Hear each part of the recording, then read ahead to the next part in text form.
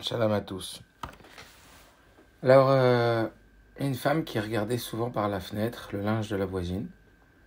Et puis, elle voyait que, bizarrement, le linge que cette femme étendait était toujours sale. Et tous les jours, elle regardait par la fenêtre et puis elle voyait le linge étendu sale. Et puis, un jour, elle se lève, elle regarde et elle voit que le linge est propre. Alors, elle dit à son mari, tiens, regarde-moi ça.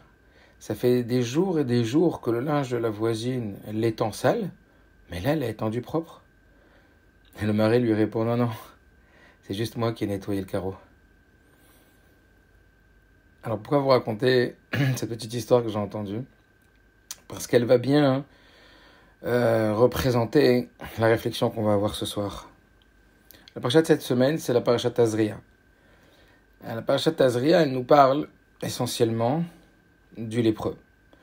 Et vous le savez, une personne a été atteinte de la lèpre à une certaine époque, plus aujourd'hui. Eh bien, pas parce qu'elle avait une maladie qui était due à un problème d'ordre biologique, mais plutôt à un problème d'ordre spirituel. C'était une personne qui faisait du lachon hara, une personne qui faisait de la médisance. Et les sages nous disent que parce que justement elle proférait des paroles qui étaient vraies, mais qui étaient mauvaises sur une personne, eh bien elle créait du conflit entre les gens, elle créait des conflits, et donc eh bien, la sanction allait être terrible puisqu'on allait l'exclure du camp d'Israël, et pas seulement du premier ni du deuxième, mais aussi du troisième camp. Ça veut dire que c'était l'exclusion la plus totale. Et comment se passait cette exclusion? Eh bien, elle se passait au travers la vérification de tâches que cette personne avait, qui au début atteignaient les murs de la maison, comme une forme de première prévention. Et puis, si ça continuait, eh ben, c'était sur les vêtements, et si ça continuait encore, c'était sur la peau. Donc lorsque l'on parle d'une personne qui était atteinte sur sa peau de la lèpre, la metzora, enfin j'appelle ça la lèpre, mais c'est pas vraiment la lèpre, c'est juste pour qu'on ait une idée, eh bien il fallait donc que cette personne soit, après vérification, soit donc exclue de tous les camps. Alors ce qui est intéressant de remarquer, c'est que approximativement dans toute la Torah, le mot Kohen dans la Torah est cité environ 300 fois.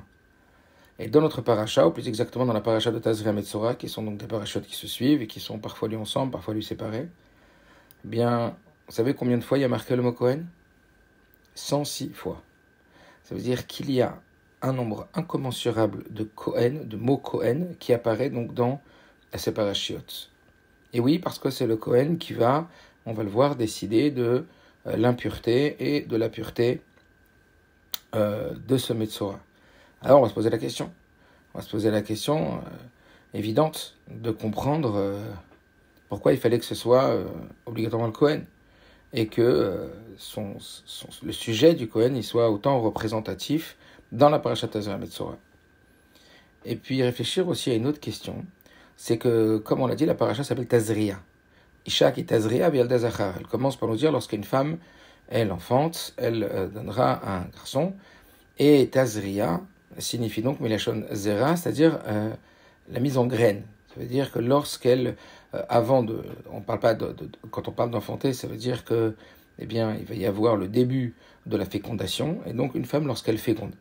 Alors que c'est un peu bizarre, parce que toute la paracha, normalement, est représentée par le nom de la paracha. Et là, on voit que non seulement le mot Tazria n'est pas représentatif du sujet de la paracha, puisqu'elle nous parle du Metzora, mais il est même a priori complètement opposé, puisque Metzora vient nous faire rappeler que c'était une exclusion qui ressemblait pratiquement, les sages nous disent, à la mort, alors que Tazria, c'est la source de la vie. Donc comment appeler un sujet de façon globale Tazria, qui veut dire donc la naissance, la renaissance, en tout cas la naissance, et parler que de Metzora, qui parle justement de l'impureté, qui symbolise justement l'exclusion totale et l'arrêt de vie et l'arrêt de relation.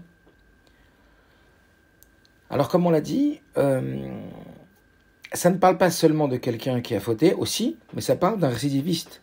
Ça parle de quelqu'un, comme on l'a dit, lorsque, le Kohen venait vérifier les murs, alors c'était la première fois, mais lorsque c'était les vêtements, c'était pas la première. Lorsque c'était sur le corps, c'était vraiment de la grande récidive.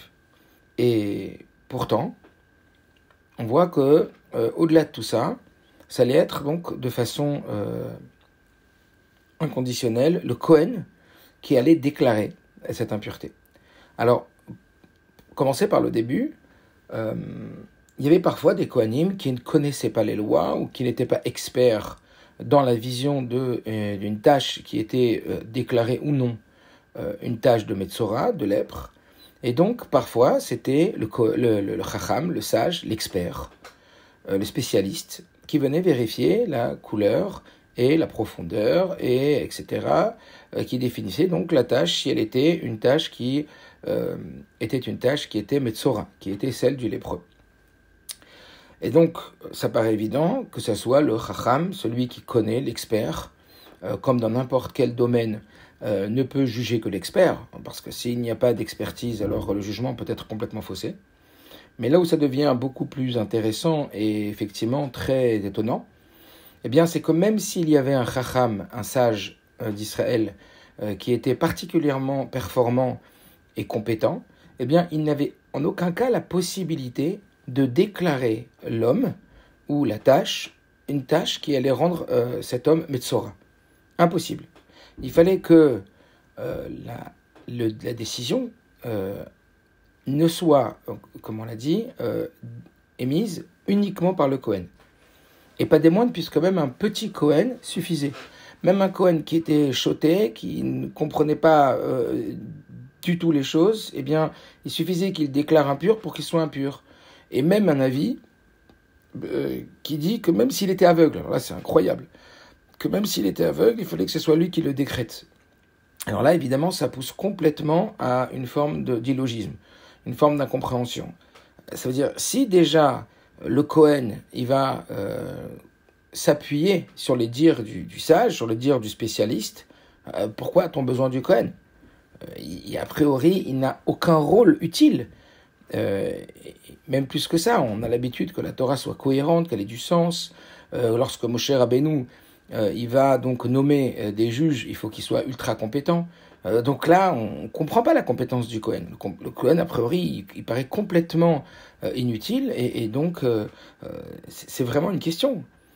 Et puis, on pourrait peut-être se dire que oui, si on réfléchissait, alors ouais, on peut comprendre que le Kohen, il aurait cette capacité de purifier. Il aurait peut-être le rôle de faire revenir. Pourquoi ? Parce qu'on sait que le Kohen, il a un niveau particulièrement élevé de pureté, de sainteté. Et donc, il n'y a que lui qui pourrait en réalité rétablir la pureté au sein du juif. Mais de là à dire que c'est uniquement le Kohen qui peut décréter l'impureté, alors qu'il est justement tout l'inverse, qu'il va s'éloigner au maximum de toute impureté. Que dans son service, c'est lui qui a été choisi par Dieu pour être justement celui qui va être élevé au rang du serviteur de Dieu par excellence, et donc qui va devoir garder, préserver une pureté extraordinaire. Donc de dire qu'il va réussir à rendre pur, certes, mais c'est lui qui va rendre impur, alors c'est très difficile à comprendre.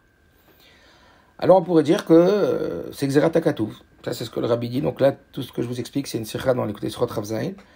On pourrait dire que c'est une Xerat HaKatuv, c'est-à-dire c'est un décret que la Torah a émis, que sur un décret des sages, on ne discute pas. Mais quand même, le Rambam, il nous dit que dans toutes les situations où il y a ce qu'on appelle donc un décret de la Torah, un Xerat HaKatuv, il n'empêche qu'on a le devoir d'essayer au maximum d'approfondir la compréhension qu'il y aurait dans le sujet. Donc on va s'y atteler, on va essayer de comprendre un petit peu plus, et évidemment en tirer la substantifique moelle, c'est-à-dire le contenu profond en ce qui nous concerne. Alors, certes, le Kohen cherche à purifier. Certes, le Kohen pourrait dire que bien,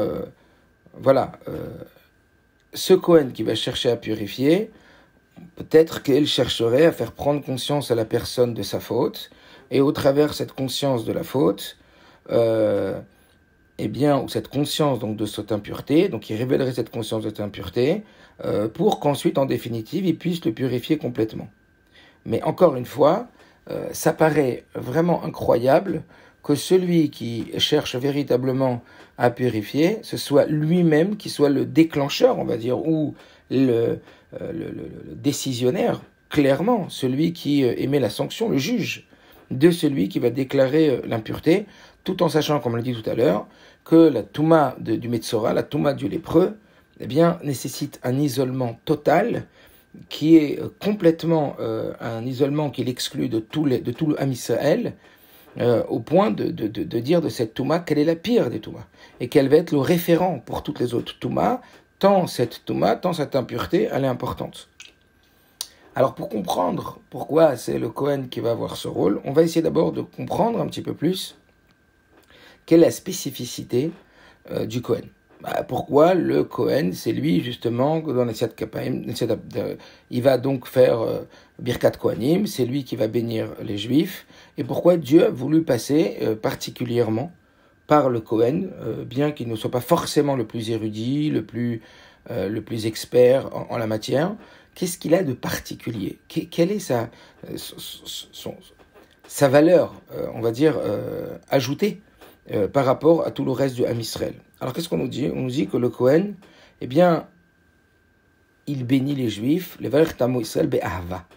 Il le fait avec amour. Ça veut dire qu'il a une nature, une teva dans ses midot, dans ses regeshim, dans ses sentiments, d'être ce qu'on appelle un ish chesed, un homme de bonté, un homme de ahava, une personne qui va avoir comme ça naturellement, et je ne sais pas si vous l'avez remarqué, mais en tout cas moi oui, les Kohanim, ils ont comme ça une netia, ça veut dire une tendance à aimer particulièrement fort les gens, à avoir un chesed particulièrement développé, c'est une nature de chesed.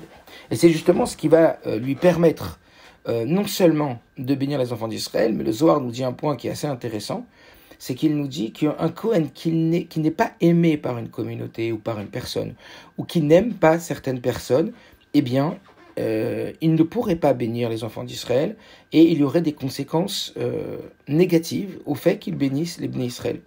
C'est donc quelque part sa spécificité. Sa qualité première et son avantage sur le reste du peuple, c'est l'amour qu'il a, le Avat Israël. Comme on dit sur Aaron d'ailleurs, celui qui aime les créatures, celui qui les rapproche, et on nous incite à être des élèves de Aaron à Cohen. Et c'est cela qui va faire qu'en vérité, Hachem va aussi décider d'exiger que ce soit le Cohen qui déclare l'homme qui a cette tâche impure, qui déclare cet homme impur. C'est-à-dire que ce n'est pas tant la tâche qui fait que l'homme il est impur, mais c'est la décision du Cohen de le rendre impur. Alors oui, il est nécessaire, si le Cohen n'est pas habilité et n'est pas spécialiste dans la vision, de demander d'abord à un chacham, de demander d'abord à un expert pour qu'évidemment ce jugement il soit impartial et il soit émette, une vision absolue de la réalité, et ensuite qu'il communique cette décision au Cohen, mais que la décision, elle n'a d'effet que au travers le Cohen, parce que justement, on va comprendre que par sa nature, il va y aller tout doucement avant de le rendre impur. Il va prendre des précautions extrêmes. Il va vérifier et revérifier. Il va poser des questions. Ou en tout état de cause, il va avoir cette tendance à véritablement, comme un ish chesed, comme un homme de bonté, qui va devoir émettre une sanction, valider que cette sanction est nécessaire, et on va le voir le faire avec une intention tout à fait particulière. Presque de dire, eh bien, qu'il n'a à aucun moment cette intention d'émettre une sanction sur la personne, mais plutôt de démarrer un processus de purification qui passerait par cette nécessité de le rendre d'abord Metzora, de le déclarer d'abord tel qu'il est véritablement, puis ensuite pour le purifier. Alors, à quoi ça ressemblerait? Eh bien, à une situation où on devrait faire un reproche à quelqu'un, où on devrait exclure une personne, ou un comportement, on va le voir. Et dans ces cas-là, la Torah, qu'est-ce qu'elle va nous dire? Elle va nous dire, en toi, il va y avoir le juge, le chacham. On ne te demande pas de mettre des œillères et de ne pas voir les problèmes, parce que ce n'est pas en ne voyant pas les problèmes qu'on les résout. Donc évidemment qu'on doit voir les problèmes, bien que, et on en a parlé, je vous invite à réécouter le cours que j'avais fait par Achat Vaïra, à propos de Vaïra, à propos du bâton de Aaron, qui explique bien comment on fait l'art du reproche, comment on reproche une chose à une personne. Là, on est en train de voir qu'en réalité, ce que la Torah est en train de nous amener ici, c'est de nous apprendre que lorsque on doit voir une situation vis-à-vis d'une personne qui commet un acte qui est un acte négatif, bien sûr qu'il faut d'abord avoir une vision ultra objective des choses, voir la réalité telle qu'elle est et apprécier le problème et apprécier le manque ou la difficulté telle qu'elle est véritablement. On ne peut pas, et ce n'est pas la solution, de vouloir mettre la main devant les yeux et de se dire on ne voit pas le problème. Ce n'est ni rendre service à la personne elle-même, ni rendre service à tous les gens qui l'entourent et qui vont risquer de subir les conséquences de son comportement. Il est évident qu'il va falloir régler ce problème. Mais d'abord, pour régler ce problème, il faut être sûr que c'est vraiment un problème. Et ensuite, à partir du moment où on est sûr que c'est véritablement un problème, alors après qu'on ait envoyé notre chacham, après qu'on ait envoyé notre vision objective, notre vision, notre vision qui est lucide et qui est cohérente face à la réalité, et non pas que on soi-disant ne voit pas le problème, eh bien ensuite, avant de le déclarer impur, avant de décider de la sanction ou du comportement qu'on va devoir avoir vis-à-vis de lui, eh bien, il va falloir éveiller en nous notre Kohen. Éveiller en nous une autre mida, une autre nature qui est en nous, celle du Ish Chesed, celle de l'Evarech et Amo Yisrael Be'ava, celui qui a comme projet véritablement d'aimer l'autre, même au moment où son comportement n'est pas forcément un bon comportement. Se reconnecter avec l'amour qu'on a pour lui, de façon inconditionnelle. Et c'est seulement lorsqu'on s'est reconnecté avec ce sentiment d'amour inconditionnel, qu'on a validé à l'intérieur de nous, qu'on est véritablement connecté avec l'amour. C'est de la proximité, l'amour c'est un mouvement de proximité. C'est-à-dire qu'on ne se sent pas loin de lui, on ne le rabaisse pas, on ne se sent pas mieux que lui, mais véritablement on cherche son bien. Et c'est ça aimer une personne, c'est se rapprocher d'elle, avat noat kirouv, c'est un mouvement de kirouv, et chercher véritablement son bien, seulement pour son bien, comme ça peut nous arriver de voir une personne qui se conduit pas bien. Eh bien le fait de l'éveiller dans sa conscience et d'amener des conséquences, d'exprimer donc la conséquence de son comportement pour justement éveiller sa conscience à la tchouva, sa conscience à la réparation, eh bien, il va falloir faire des choses comme des parents pourraient émettre des sanctions, des punitions ou des reproches à des enfants, ou ça peut exister aussi entre juifs. Dans la Sikha, le Rabbi ne parle pas forcément des enfants, mais ça parle de tout à chacun. Et donc, dans ce cas-là, on va te dire attention. Dans un premier temps, et soyons clairs, c'est le Chacham qui doit y aller. Ça veut dire qu'on doit être perspicace, on doit être lucide, on doit être conscient. Mais avant d'émettre le jugement et avant de se permettre d'émettre un jugement et que ce jugement donne lieu à une sanction ou à une décision, reconfirme à l'intérieur de toi que c'est maintenant le Kohen qui prend la parole, que c'est le Kohen qui prend la pensée, que c'est ce Kohen qui va apparaître en nous, celui qui est le Ish Chesed, celui qui est rempli d'amour et qui le fait véritablement, non pas parce que on va le voir, il a lui-même peut-être des problèmes dans ses midotes, mais véritablement à la recherche du bien de l'autre. Ça veut dire se repositionner au travers une question intérieure et réaffirmer à l'intérieur de soi en se posant la question, est-ce que je le fais bien par amour pour lui ? Est-ce que véritablement je suis sorti de la photo ? Est-ce que c'est pas de moi que je parle, mais de lui que je parle ? Et quand je parle pas de moi, mais de lui, je le fais vraiment avec la conviction de le faire pour son bien. C'est ça qui va se passer. Et c'est ça que le Rabbi nous dit qu'on doit comprendre au travers cette incompréhension du Kohen qui se doit être celui qui va statuer sur l'état de cette personne. Parce que le seul duquel on est vraiment sûr que ce statut qu'il va infliger à la personne qui a cette tâche, eh bien, lui, il est véritablement connecté avec ce processus du nettoyage. Comme si tant qu'une personne n'était pas consciente de son erreur, eh bien, quelque part, elle ne pouvait pas la réparer. Et donc, certainement que cette personne, même si elle récidive, au travers le fait que, on le voit au travers le fait que c'est les murs, puis les vêtements, puis le corps, eh bien, elle est toujours pas consciente de la gravité de son erreur. Elle est toujours pas consciente des conséquences de ce qu'elle est en train de faire. Et donc, par souci d'aimer l'autre et de vouloir son bien, ben, je vais devoir l'exclure. Mais encore une fois, cela ne peut être décrété uniquement que par le Ish Chesed, c'est-à-dire le Kohen. Et si ce n'était pas le cas, et si c'était parce qu'on avait laissé le Chacham décider, pourquoi le Chacham c'est pas quelqu'un de bien?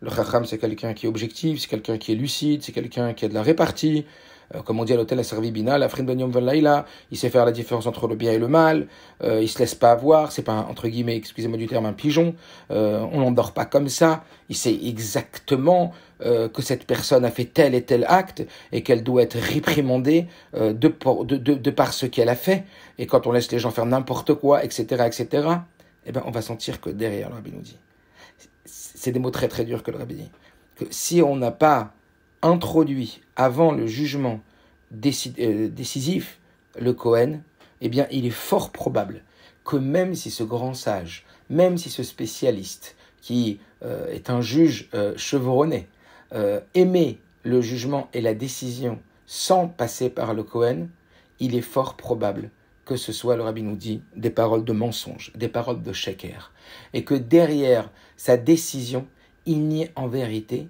que des midotes, des comportements qui soient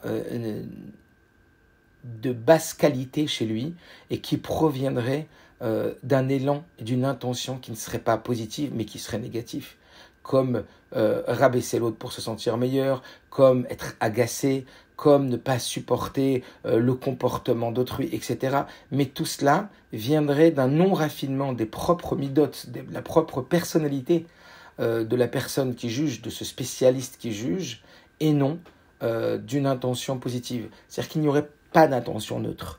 Où on a, lorsqu'on va voir cette personne récidiver, ou même sans récidiver, mais avoir un comportement de parler de médisance, de la shonara, eh bien, si on ne met pas ce Kohen, le Rabbi nous dit, il est quasiment certain que c'est nos mauvaises midotes qui parlent, que c'est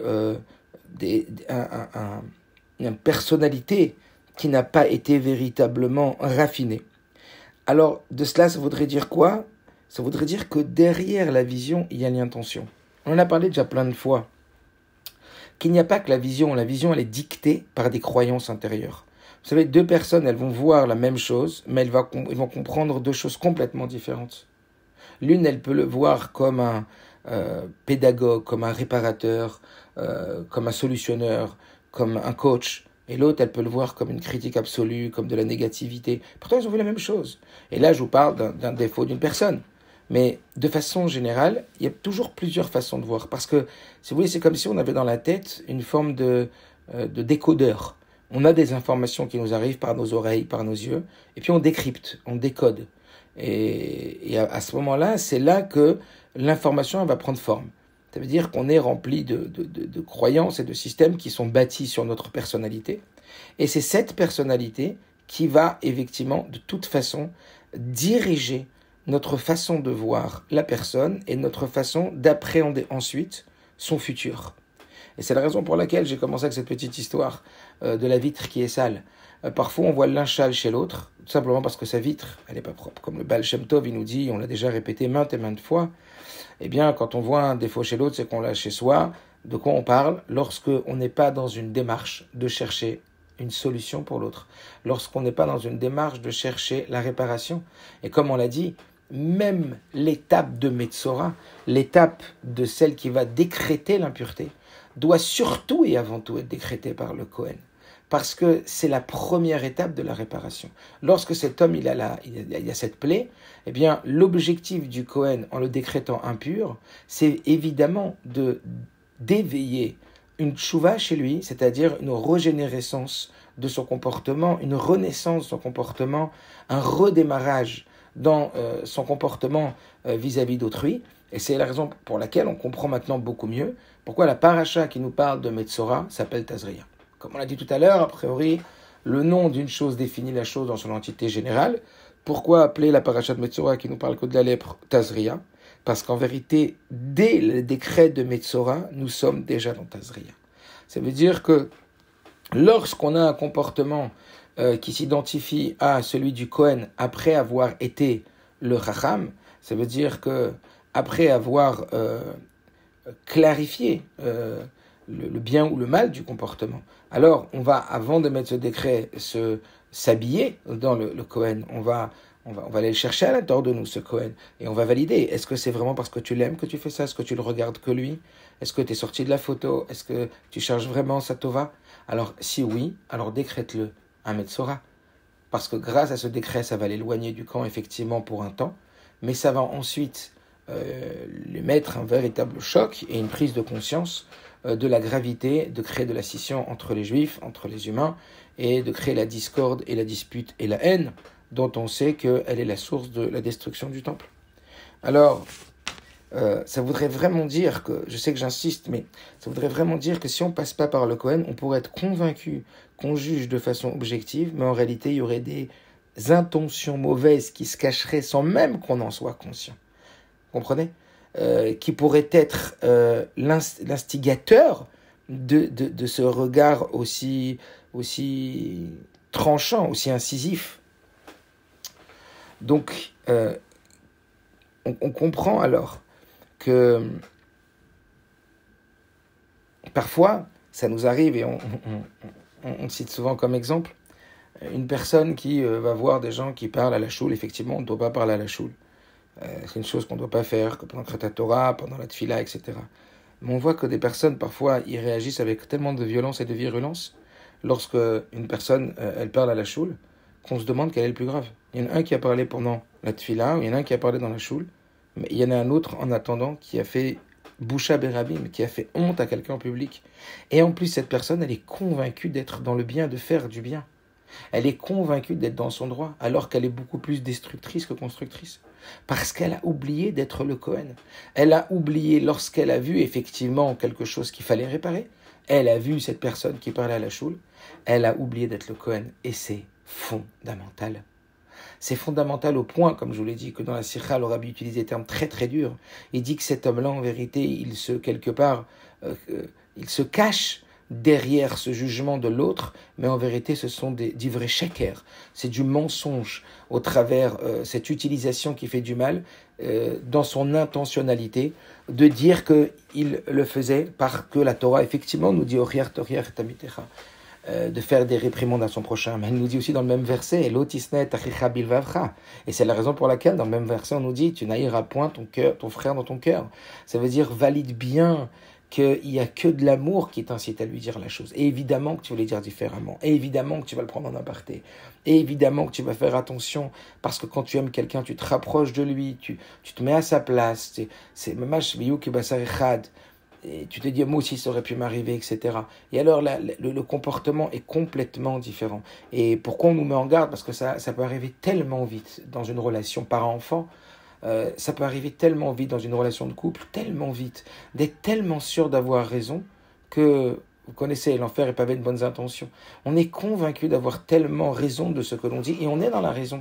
Mais le comportement, alors c'est pas que la forme, vous comprenez maintenant que c'est pas que la forme. C'est pas, oui, mais dans la forme j'ai mal agi, mais dans le fond j'avais raison. Mais pas du tout, c'est pas que la forme ici.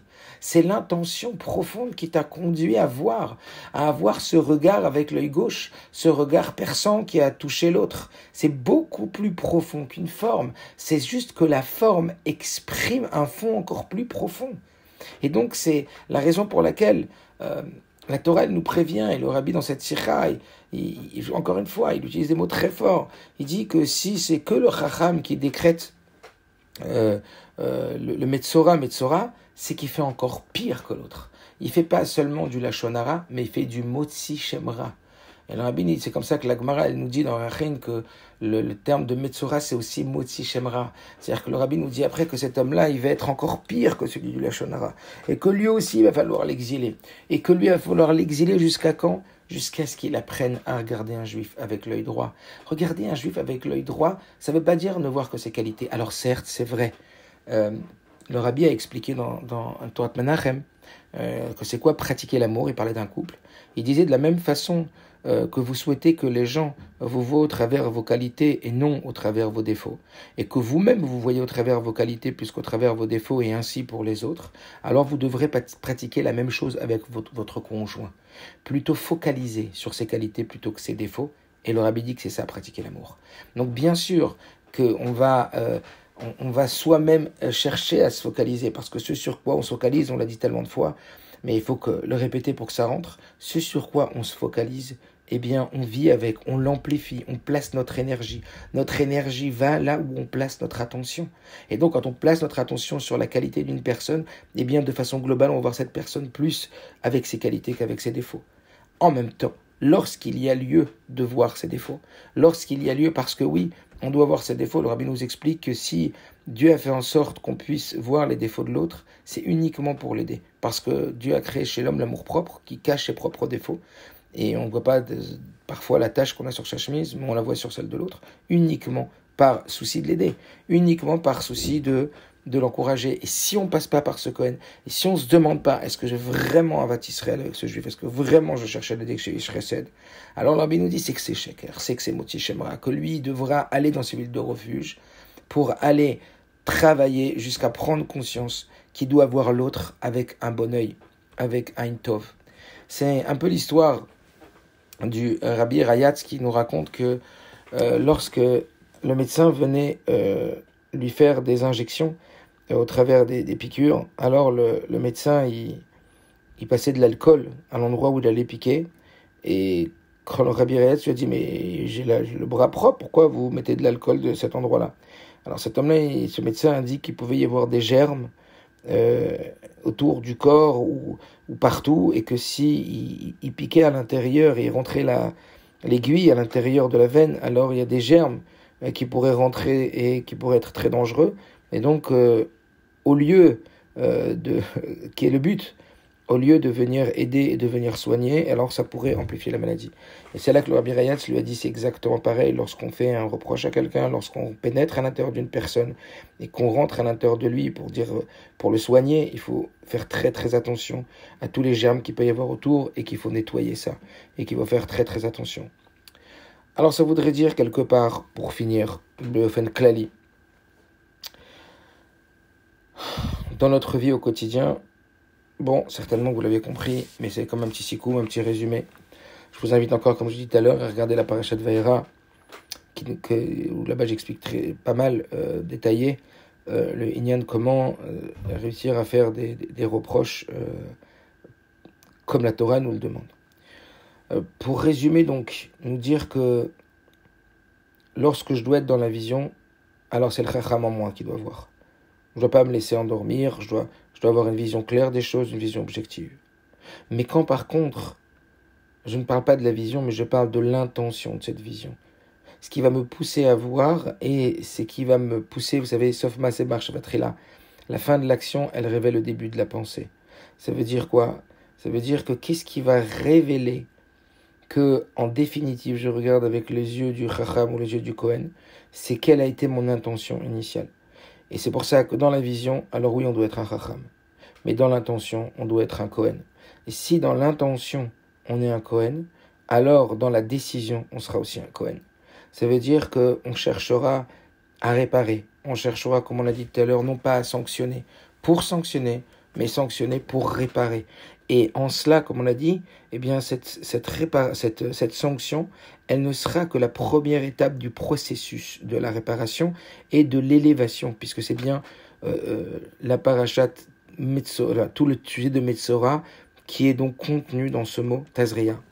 Alors peut-être pour aider un petit peu, on pourrait dire que quand on juge un acte, on doit être un Chacham.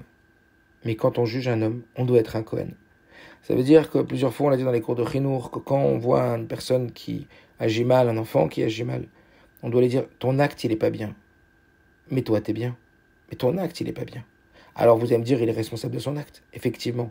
Mais cette dissociation qu'on doit faire pour réussir à être le Kohen, comment voulez-vous qu'une personne qui a un comportement complètement inacceptable, on puisse encore avoir cette sensation de Kohen vis-à-vis de lui, cette sensation de l'aimer, d'être un Ish Chesed? Eh bien, c'est quelque part de désidentifier son acte à sa personne, pardon. C'est vrai qu'il porte la responsabilité de son acte. C'est vrai que c'est lui qui mène son acte. Mais notre but, c'est quoi? Notre but, c'est de lui montrer qu'au fond de lui, il n'a rien à voir avec cet acte.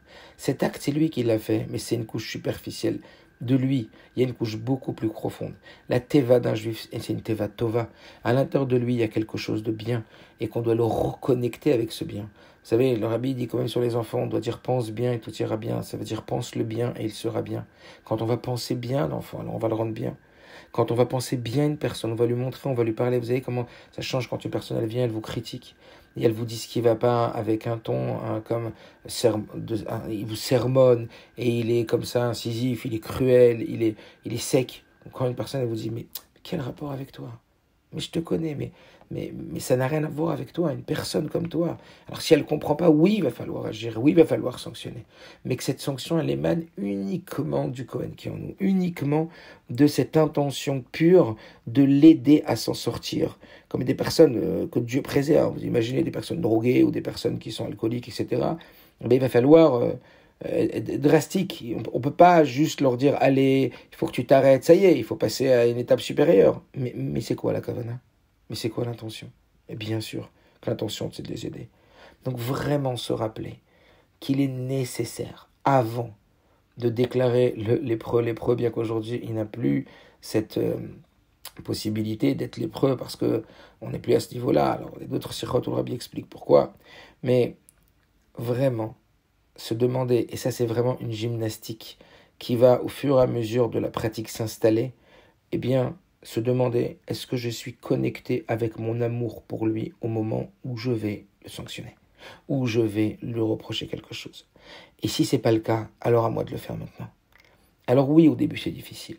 Oui, les premières fois c'est extrêmement difficile. Mais vous savez, comme toute habitude, l'habitude c'est quoi? C'est cette force qui s'installe à l'intérieur de nous et qui devient comme une seconde nature. Ça veut dire qu'au fur et à mesure qu'on va prendre l'habitude de répéter mentalement et émotionnellement ce questionnement et ces questions, ces étapes à l'intérieur de nous, ça va s'installer en nous. Comme on l'a dit plusieurs fois, il y a 4 étapes. Il y a l'incompétence inconsciente, l'incompétence consciente. Au début, je suis incompétent et je suis inconscient.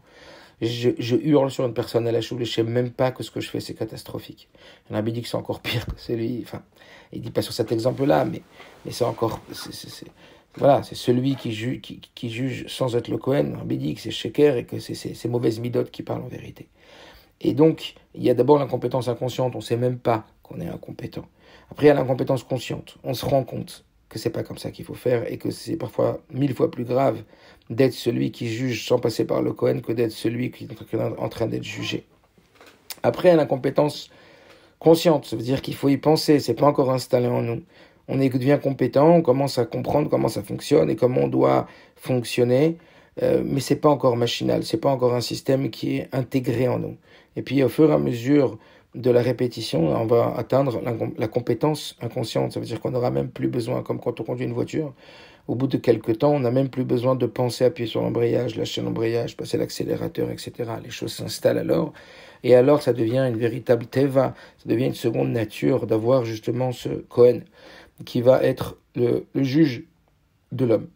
Alors, merci Hachem, je crois que le rabbi finit comme ça, en disant que véritablement, et c'est un point qui est très très important, dont on parle souvent, mais que c'est un véritable travail, c'est le travail de notre génération, c'est d'arriver à chasser toute la sinatrénam, à chasser toute la haine gratuite qui se faufile derrière des arguments justifiés et des calculs toujours justifiés, mais qui en réalité réussit à passer entre les filets, entre les mailles du filet, soi-disant pour la bonne cause, mais en vérité c'est de la sinatrinam qui est dedans.